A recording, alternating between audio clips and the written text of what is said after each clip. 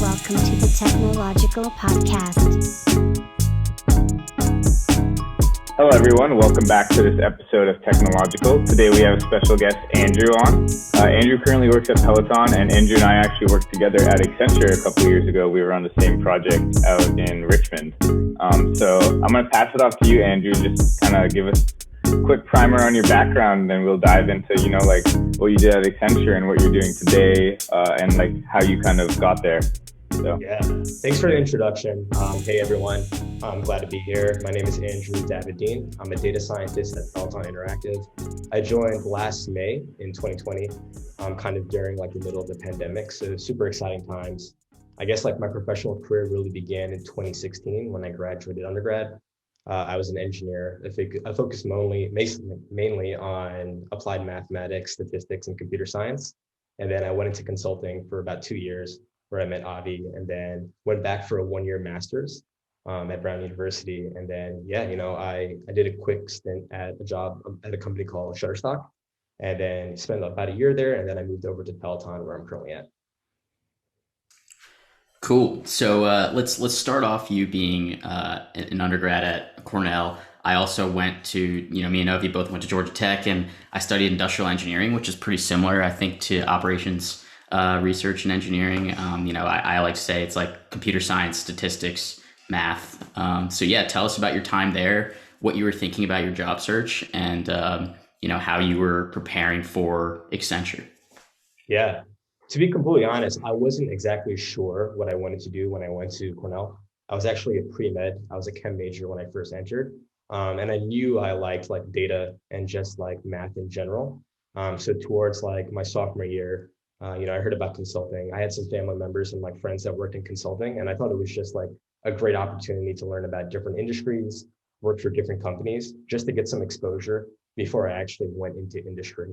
And I always knew I wanted to work on the data side of things, especially being like an operations research engineer.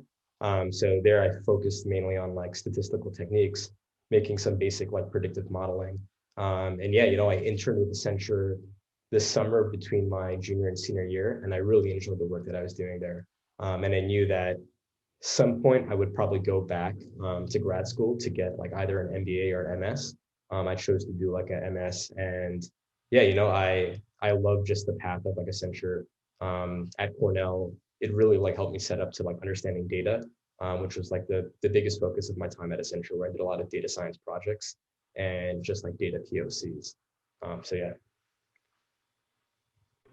Awesome. That's good to hear. And yeah, I mean, consulting is always a good path to go towards if you really just want to learn industry and get different responsibilities, doing different functions.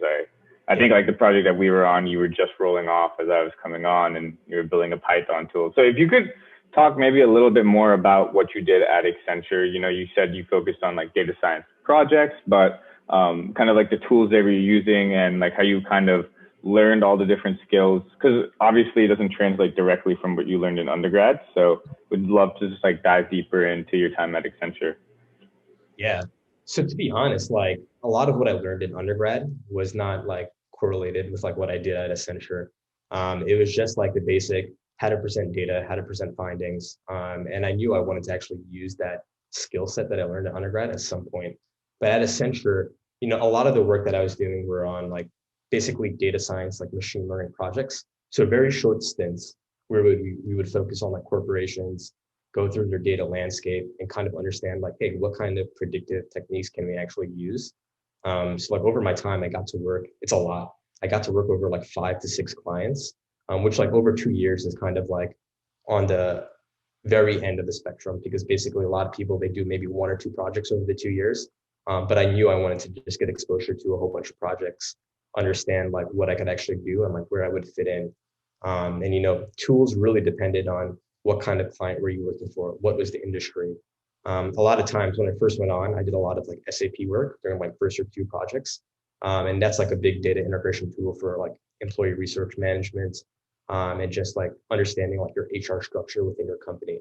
So I think like those projects are huge, and a lot of like different, firms were like working on them. But one of the cool things was just like understanding the data landscape of like these companies. How could we put it together in a very efficient manner? And that just got my my interest even peaked a bit more, because data engineering is one of the biggest like subsets to like go into data science. Without data engineering, data science cannot happen. So you need clean, you need efficient data, you need data running in like an ongoing basis. And that's where I learned like during my first project at Accenture, that's where I learned where infrastructure plays like a huge role. And then towards like, I guess like my second year at Accenture, that's where I did a lot of like short-term projects. And I knew I wanted to move away from more of that integration side to kind of what could I use data for?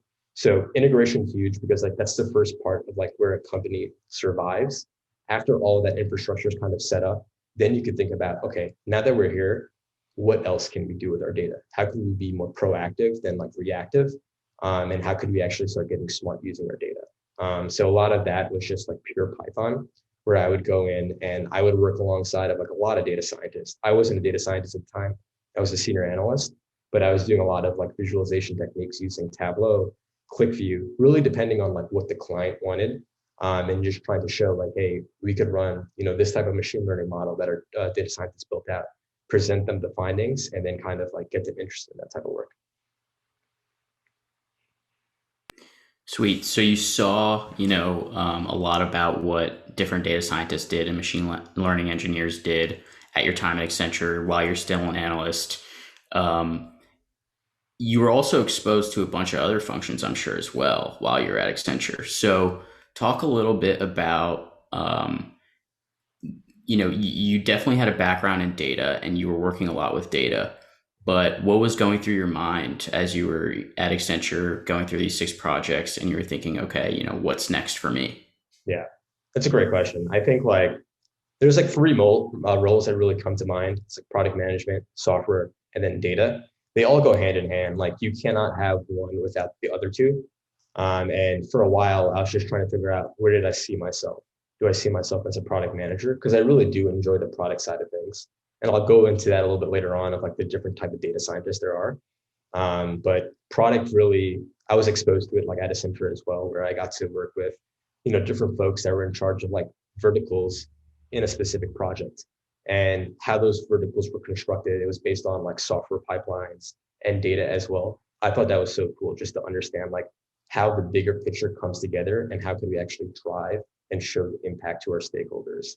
And software engineering, I was always interested in like computer science, but building out those infrastructure tools and just building out pipelines in general, it was something that I was interested in, but I was more into like the so what of like data, because you could always build out like pipelines and you could always just like construct like, a masterpiece of like code, but like just understanding the so what of data, that's like the biggest focus that I currently work on. Because a lot of times you could just like create a dashboard, show what's happening in the world. But the question I always get from like my stakeholders and like my clients at Accenture is just like, so what? Like, so what that we see this, but like, what can we actually determine? Like, what recommendations can we derive from this data? How can we cut it up a bit more? And that's kind of where I leaned on the product managers and the software engineers to understand like their knowledge. And then, I just had a more appreciation for just being a data scientist or going into data science. Yeah, I think that's a really important thing, right? Like you have all this data and you can obviously throw it in like Tableau or Power BI, but when you look at it, it's like, what is it actually telling me? And I think so much of what you were doing at Accenture is storytelling, right? It's like, I've come in and I've looked at your data and now I have to effectively communicate it to, like your clients, like they're your stakeholders at the end of the day. So yeah, I think that's really important. And like also balancing it with the software engineers and the product managers and understanding like how they're thinking about it. So I kind of want to jump into your time now. Like you're at Accenture, you're thinking what's next. How did you kind of come across the program at Brown for data science, and what made you take that leap to do the 1-year program? Yeah, so I love just like being a working professional, but I also appreciate like education in general. I wasn't sure at the time if I wanted to do like a 2-year master's, which is typical for like an MS. So, I was debating like a few programs. I wanted something kind of not quick and dirty, but something where I could get like the actual techniques that I need to use, like as a functioning data scientist. Because a lot of the times you have to be careful. All programs are like great, they have pros and cons, but some of them might be kind of too steeped in like not logic, but theory. And I'm more interested in like the application side of things. And the one great thing about Brown, at the time, I was the second class for that Brown program. It was very new, and they were still trying to figure out like how should this program be structured, how should it be run. And I thought that was great because I just liked that it had like a startup vibe to it, where the professors were trying to learn, the students were really engaged, and they were trying to learn as well. And they had a big emphasis on moving into industry, which I didn't see a lot of programs had. A lot of them were just focused on, these are like, the techniques that we need to know as a data scientist, but here's like the mathematical proofs. Here's like, you have to code, like in machine learning, you'd have neural networks. So you have to learn how to like code like back propagation or forward propagation in those neural networks, which we did at Brown, but there wasn't like such a huge emphasis. It was just like, how could we use data to kind of, again, tell a story? So, Brown was just one of the programs. I applied to like quite a few. And in the end, like I got into, a good amount, but it was just like figuring out where should I go? Something quick, something like relatively inexpensive, because these master programs are expensive and Brown was expensive, but I think it paid off in the end because I'm super happy like where I am right now. And the amounts of like learnings that I got from that program, it was great. And the good thing about working at Accenture is a lot of people were in the same boat. They were thinking about grad school. A very popular thing is to go like do your MBA, or like, go do an MS. So I got to like just chat with like different folks like in our company that either came from an MBA or MS, the path that they took, and then kind of just debated like what I should do. And yeah, like in the end, I ended up with Brown, and super happy about my decision. I wouldn't have went anywhere else. That's really interesting to hear that, Brown is starting to shift their curriculum to be more like application and practical data science focused. And that's like pretty much the reason why me and Avi and Anish created this podcast. Was like most undergrad schools and our experience going through undergrad was just like everything was so theoretical. And, while it's great, like you learn how to think properly and work hard and apply like problem situations, you don't really get the practical experience that you need, that you do every single day at work. And so, that's what we hope to accomplish with this podcast. And it's cool that Brown's curriculum was the same way. Yeah. So actually diving into a little bit about your experience at Brown, tell us a little bit about, how many years the program was, what the curriculum was like, whether there were different tracks that you could have chosen, and how your time was there. Yeah. So my time was a little bit different. The program is normally a year and a half. That was a recommended. And then a lot of people take 2 years to complete it. But for me, I knew what I wanted. I knew like I wanted to be a data scientist. I wanted to go into industry right away. And I was able to complete the program in like 1 year. It was hard to balance because you kind of had to double up on classes. And at the end, there's like a thesis / capstone where you work with a certain company or research organization on delivering an actual like data science deliverable. So like at the program, it was similar to like how undergrad majors were designed. You had your core classes that you need to take. So advanced probability and statistics, machine learning techniques. We had classes on like fluid, like computer science. So do you know your data structures? Do you know like search algorithms, things like that? Because at the time, and I'll probably go into this a little bit later, they knew that companies interview data scientists as software engineers, which is very difficult. So like a lot of the questions that would come up on interviews weren't even data science questions. They were very like focused on like software engineering questions. So the program just made sure we had like a sound functioning knowledge in computer science. And then how could we use that to kind of, like bring up the other sides of us. So that was great. And then we had like an ethics class, which is by far like my favorite. And that's kind of what I'm thinking about going forward as a data scientist, maybe moving into ethical data science. So are the algorithms that we're actually running, can we remove bias from them? Is there anything that actually might be changing like the perspective of the model? And I always found that interesting. So that was one of my favorite classes. And in the end, we also had like a couple of options to take outside courses. So it doesn't have to be data science. It could be something that has data applied to it. So I did a class in deep learning, which is really great. And then one class I was focused on more product and storytelling. As weird as that sounds, because like I feel like we have a lot of data scientists and super smart in the industry right now. But the biggest side that we need to focus on is just like, can you tell a story? It's not about like the fanciest models that you throw at data. It's not about like, hyperparameter optimization, spending hours and hours training a model. It's really about, hey, what is the business impact? And can we actually do something like with this data? A lot of times it's not the most fanciest techniques. And that class really taught me how to get my actual deliverable across and, actually like show them this is what data could do. Yeah, that's really interesting. And some of those classes you talked about brought up memories for me, like algorithm and design and all those, like probability and statistics. Yeah.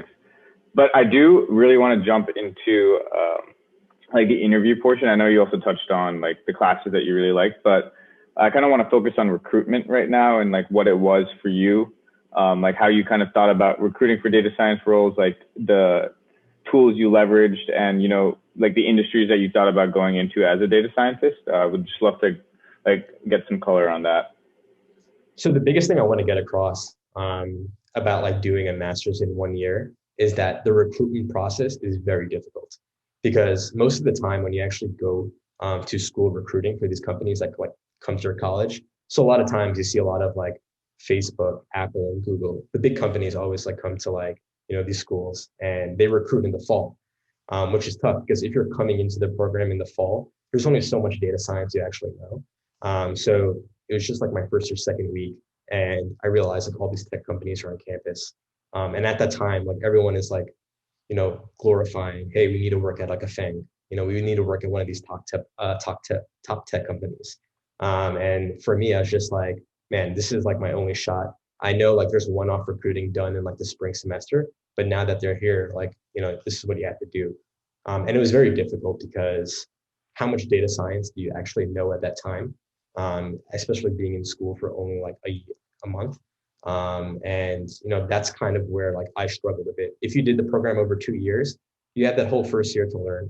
And then when you come back the next fall, you have like a whole year of knowledge that you could apply to these interviews. And that really benefits the students. So, my piece of advice is just like know that before going into like your master's. If you do try to do it in a year, just know that there's going to be a crunch time when it comes to like interviewing. Most of my companies that I interviewed for were done, I guess, like over the fall and spring semester. So it was a lot of on-sites. The first few, like I really got kind of like killed on because like, I didn't have that native data science knowledge. And a lot of times we were like asking a lot of software engineering questions, which I struggled with at the time. And now that I like know that, I'm like, okay, maybe I should go back and like prepare on this. But it was a lot of like flying to the West Coast because that's kind of where I wanted to end up to be, especially like San Francisco, the Bay Area, and just like flying back. There's only like so much time you could really do to prepare for these interviews and also like study for your finals and your midterms. So it was like a big crunch time. And then towards like the spring semester, that's kind of where I'm locked in, like where I'd be like going full time after graduation. And it was the same process. I guess it's more off cycle since most like company recruitment is done in the fall. But companies are still like recruiting like at any time. It doesn't have to be campus recruiting. You could always just reach out to hiring managers on LinkedIn. You could reach out to alumni. And that's kind of what benefited me. Just like learning like what to look for, maybe getting a referral, introducing myself, and then getting an interview. And yeah, after doing like a lot of data science interviews, you will learn that there's an actual process to this. It's really like separated into like different types of pillars and questions that they could ask. So once you nail those down, it's not smooth sailing, but it's a little bit easier. Did you interview at different at companies that were in different stages? And I'm curious if that kind of had like a difference on the interview, like, you interview at big tech versus like an early stage versus like a mid stage startup. I'm curious, like, what are differences in the types of interviews that happened or? Yeah. So I think like for a big tech, it's much more like fleshed out. So luckily things were like evenly divided over my 2 semesters. So the first semester, that was when campus recruiting was like full blown. So I was focused mainly on big tech and I didn't touch too many startups at the time. And those like, I won't go into like specific questions that they asked, but like Glassdoor was like a big like resource on like learning, like, okay, these are the types of questions that like companies ask for. So just like understanding those. There's like cracking the coding interview, cracking like the product management interview. There's like a data science version that's going around now as well. Just like understanding those and like the basic questions asked, that really helped out like with these big tech companies. Because there is like a huge structure to how these like companies interview. You'll usually have like a recruiter call or you'll like kind of introduce yourself.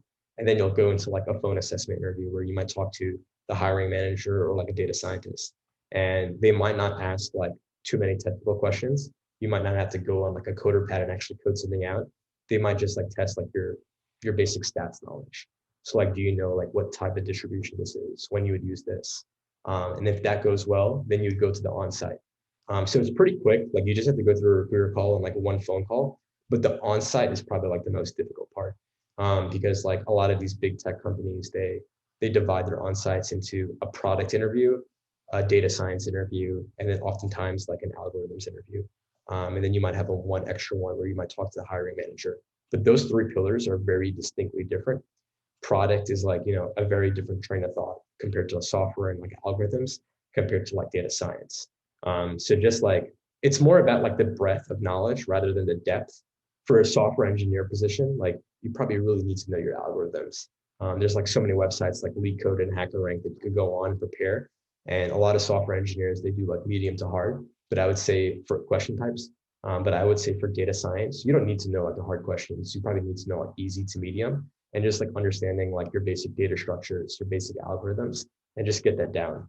And then you'll probably have some like product questions about statistical tests, making sure you know the difference, like what a p-value is, like what a normal distribution is, like things like that.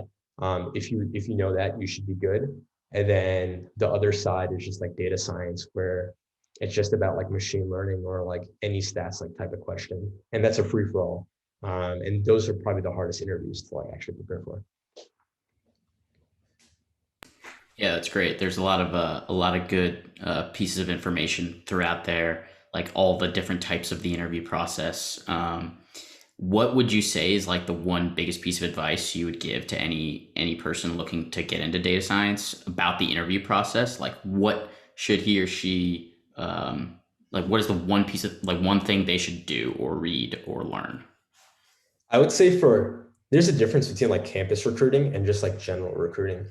We could start with like general recruiting, because a lot of times, like if you apply to a position online, or if you reach out to someone on LinkedIn, or if they reach out to you, there's probably a specific team attached to that role. And like, again, I mentioned earlier that there's different types of data scientists. You could be a data scientist focused on product. You could be a data scientist focused on like machine learning, or you could be one that's focused more on like stats and analysis. So it really depends on like what you're interviewing for and how you should prepare for that. I think if you're going for product, be prepared for like product questions. So how would you maybe introduce like a feature to a product? What would you test for? How long would you run a test for? What should the sample size be? All those type of questions. That's what you should prepare for like a product interview. For a machine learning interview, those are probably like the ones that everyone really wants. And those are focused on like, do you understand the differences in like types of algorithms? When would you use like a tree-based method versus like neural networks or a typical like linear algorithm? So just understanding like those types of questions, that'd be great. But they also like, pick your brain on like, it could be anything. Like, do you understand like what's going on within a neural network? Do you understand like how gradient descent works? So those questions are always probably the most difficult. And they could tell if you're kind of stretching the truth and like really pushing your luck. So I would say like, yeah, just know like what type of interview if you're going for. And again, like if you're on the stats and analysis side, those are a little bit easier as well, because again, like you could just like understand like your distributions, understand like counting and permutations, because those are very like famous questions in the industry. So like if I pull out like 5 cards from a deck of 52, and like this is exactly what I have, like what's the probability of getting that again if you put the cards back? So questions like that, that's very popular. And like those would be like more on the stats and like analysis side. Awesome. Yeah. I think it was really helpful to talk about, like understanding which role in data science that you're actually interviewing for. I think that's really important, because you don't really think like people really think data science is just like a broad term with like, oh, what does a data scientist do? They just work with data, But I think that's actually a really good segue to what we want to talk about now, is like, what do you do as a data scientist, right? And like, what does your role look like in your day to day? So let's just jump from recruiting to like actually being a data scientist. So like my day to day as a data scientist, it changes up like every day. And like, it really depends on like where you're working. And again, like what team are you on? So some days I could be really focused on machine learning models, where I'm trying to like develop a predictive model. And I would spend like hours and hours like trying to code that, improve its accuracy, or it could be anything. And then other days I'd be focused on like presentations. So like maybe I have something coming up and like I really need to explain my data well? How do I go about that in like the most efficient manner? Because like if you're creating machine learning models and like you're talking to your stakeholders, no one wants to know about like precision and recall and like area under the curve and like all these metrics. They just want to get to the point of like, what do I need to know? And like, what do we need to do to actually get this into fruition? So, you know, these presentations, even though sometimes they're like not a pain, but like a lot of time needs to go into them, they're probably the biggest piece, because what I see often is like data scientists, like they pour their heart out to like making a model. That's great. Like any other data scientist or like machine learning engineer would like think it's fantastic. But if you don't get like the basic idea across, it's just going to sit behind in the dust and like no one will ever use it. So like the presentation aspect is also pretty big. And then other days, it doesn't even have to be like predictive work or like presenting. It could just be doing an analysis. So like understanding your customers, understanding like what's going on within like certain like groups, that could be like the main focus. And like obviously that type of work is very different from like machine learning and presenting. So it really depends on like what type of projects you're bringing on. I've done a couple of data science like roles in the past, from like consulting to like my current job at Peloton to like my previous job at Shutterstock. And even I did my thesis in grad school for CERN, which is they operate like the Large Hadron Collider out in like Geneva, Switzerland.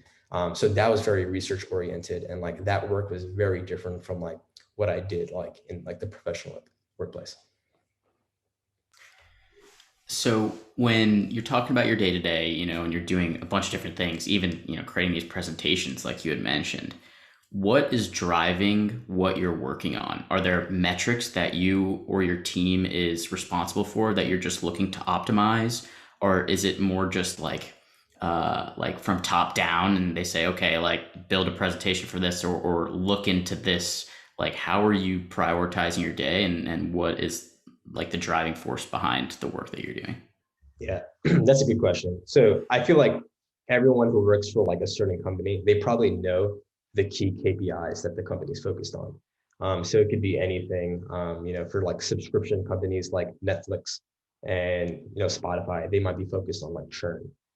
For other companies, they might be focused on just like general revenue and like average like retention.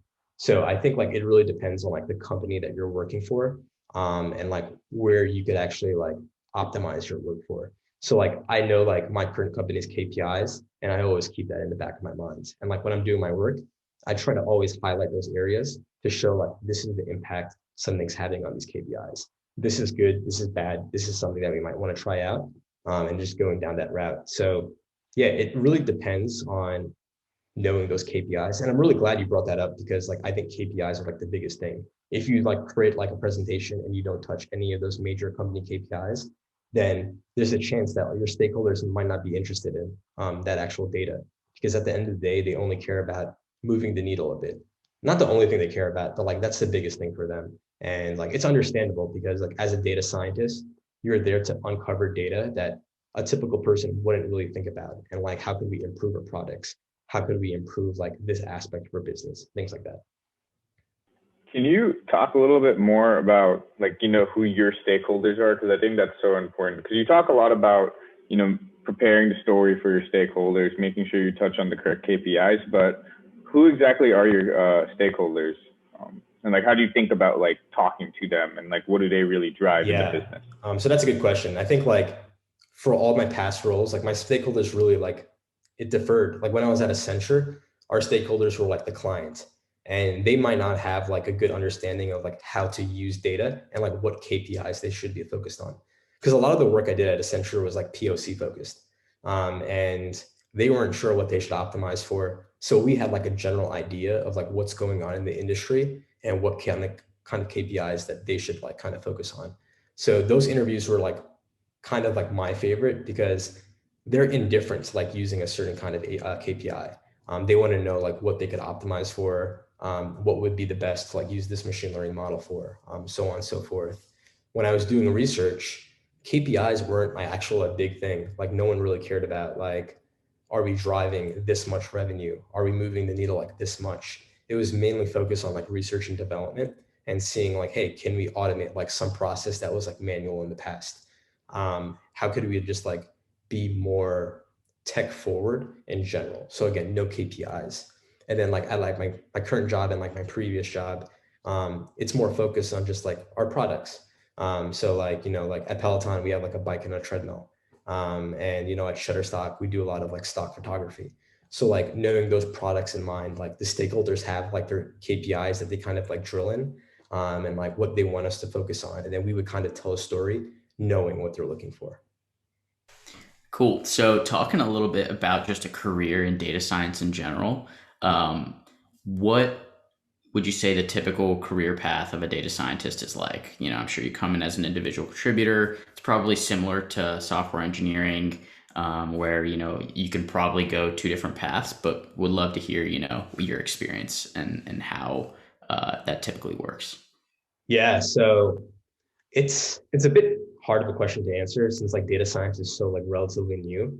Like we haven't seen someone's like full career like really yet because a lot of data science boomed in like probably like the early 2010s and you know even like a little bit before that. So a lot of those like folks they either stay data scientists, you can move over to become a machine learning engineer, and those move away from like the typical analyses that you do and kind of like work on okay, can we create like ML powered algorithms to drive our products. And that's really cool. That's a very different side of like data science, which, you know, a lot of people are interested in. And like, you need to have like a good foundation of like how ML models run, how to do like hyperparameter tuning, how to really optimize for like certain techniques. So I think that just comes with experience.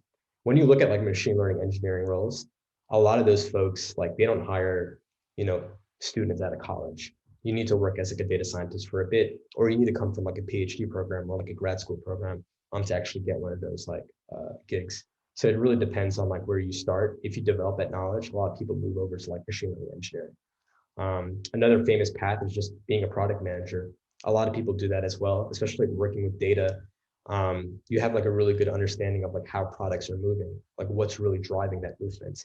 And especially in the industry right now, a lot of product managers like they need to understand data as well. So like knowing SQL, knowing how to like work with dashboards, I think that's a big thing that we're seeing in the industry in general. Before, like, I'm not going to say product managers didn't know much about data, but like it was something that it didn't have a spotlight on it. And I'm happy to see like, you know, product managers leading on data a little bit more now to kind of drive some of the decisions that they make. And like, that's like my ultimate goal. Like I want to make sure these product managers are data driven, and everyone at like my current company or my previous company, they were data driven as well.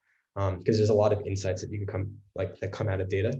And I think like that's the big to like kind of empower your PMs, empower your software engineers. And yeah, like I see a lot of people like they like data science, but they don't want the whole storytelling aspect. So they would move over to software. And that's something that's very like not rare at all. Like you see it happen quite often.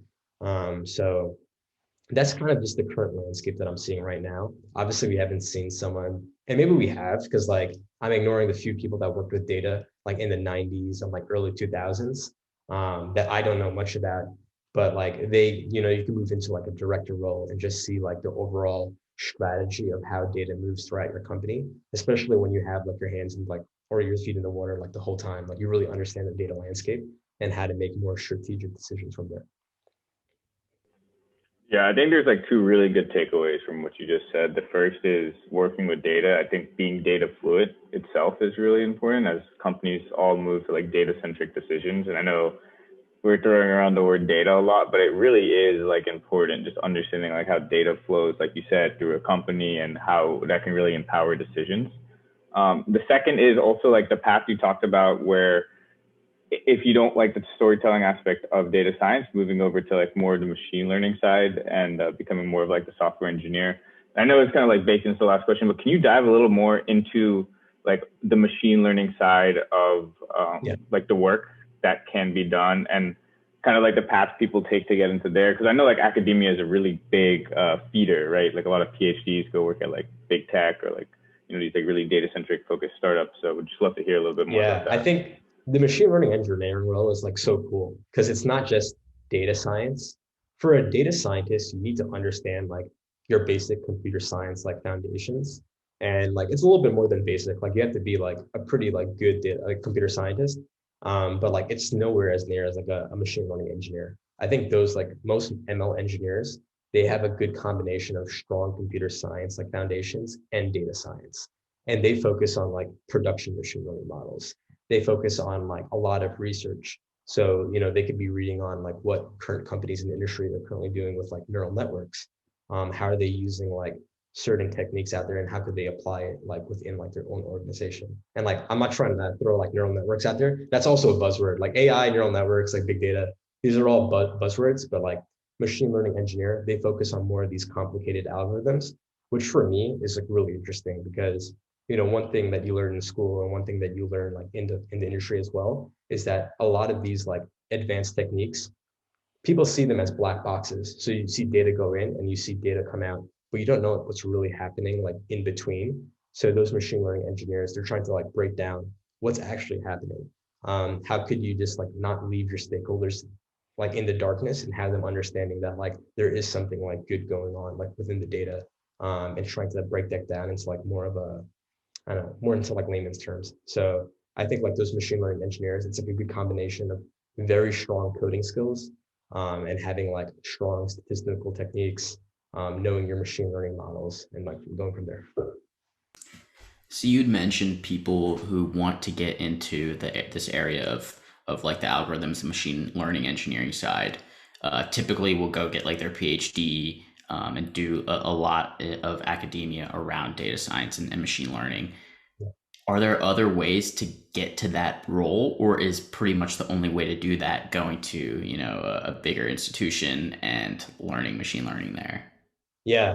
And like, there's been like a huge change in the industry like recently. So I would say like in 2010, a lot of these data science positions and basically all machine learning engineer positions only hire like PhDs. Now coming out, we see like data scientists and machine learning engineers come out of undergrad as well. It's probably easier to go from your undergrad to a data science position than it is to go into a machine learning engineer position. They probably want like a little bit more like years of experience, and maybe like a master's. But that's like one path that you could take. But like it's something that I'm very happy to see because I don't know, we're seeing a lot of big tech companies kind of get rid of like the whole like college requirement as well. And I think that's great because if you're driven, if you're curious about data, you could pick up on a lot of these techniques on like Coursera, edX. There's a lot of good websites and everything's available online to really learn. And it's one thing that I see like in the industry as well. Like when we're looking for other candidates, when other companies are looking for candidates, the biggest thing is just not about your coding skills and like the techniques but more about, are you curious about data? Are you driven? And like if you are, and like if you want to use data to empower like decisions, I think like that comes off like so well during interviews and like when you're actually working on the job. So I know that kind of like moved away from your question for a bit, but I think to get into a machine learning engineer role, there's no clear-cut path.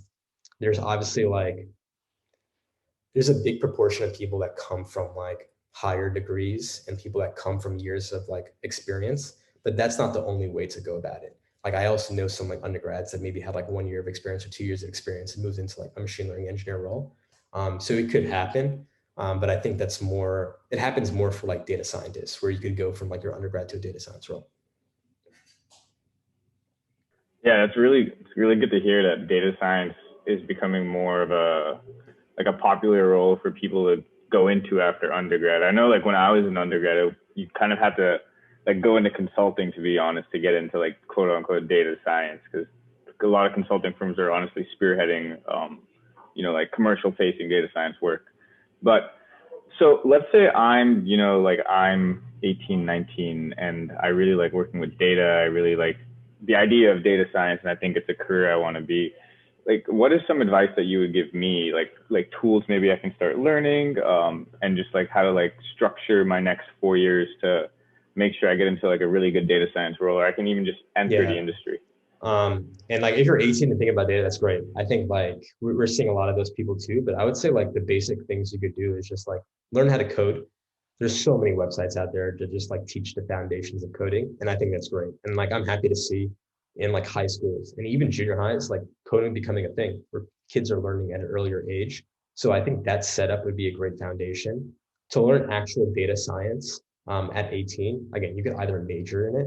So I see like, it's crazy. There's actually bachelor's degrees in like data science now, and it's becoming like a very popular major in a lot of schools, which is just really cool to see in general, as well as like masters and like PhDs. But like if you don't want to go down the education route, and like maybe you want to do it, and, I see a lot of like people that major in yeah, like, I guess like econometrics or like they're taking courses like that. They're probably they want to take like coding classes on the side and data science classes on the side. And maybe at times if they don't have enough credits to actually take those courses. So there's a lot of like online learnings that you could take. Like my program at Brown, a lot of that work is online. A lot of schools like MIT and like Harvard, they have like all their courses online as well. Georgia Tech, like they have an amazing online like program that's like attracting so many folks right now. And that's like super inexpensive actually. That's like probably one of the best bang for your bucks that you could get in terms of like breaking into business analytics and data science. So I'm just like very happy to see like how easy it is to get into the field. But yeah, I just don't want to emphasize that like knowing probability and knowing machine learning will like get you to be a data scientist. Because like a lot of people is like, oh, I know like pandas, I know NumPy, I know like what a normal distribution is. Like, that's great. Like, I think that's a good first step, but you need to know like the applications, like when to use like certain situations. Like if you're doing an A/B test, not to assume like everything is normal and really figure out like what's the underlying distribution.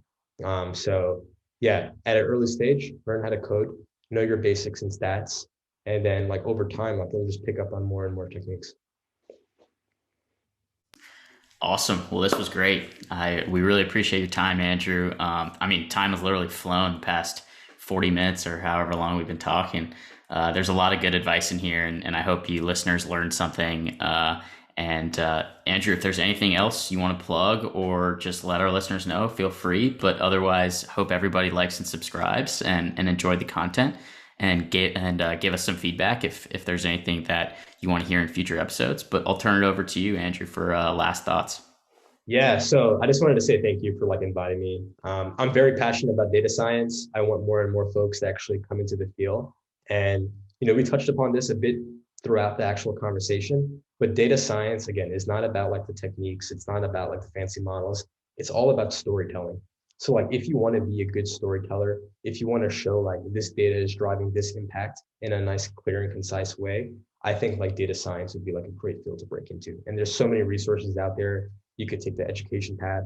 You don't need an education. You could really learn things on yourself. So it's very open to anyone that actually wants to go into the field. And like, that's one of the best things because you have people from like all walks of life, people that have a PhD, people that never went to high school, and just people that are just ambitious and curious about data, all coming together to actually drive some impact.